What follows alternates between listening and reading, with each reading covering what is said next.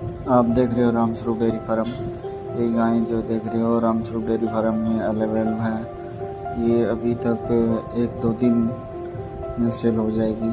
कोई भाई लेना चाहता है तो स्क्रीन पे नंबर मिल जाएगी, कॉन्टैक्ट कर सकता है। ये माल बहुत ही शानदार अपग्रेड का माल है ये हमारे पास। ये रामस्वरूप डेयरी में खड़ा है हरियाणा के अंदर, जिला सिरसा, इलाहाबाद। सभी एकदम 50,000 से लेके ऊपर लाख रुपए तक का माल है ये, बहुत ही टॉप की क्वालिटी का। ओके।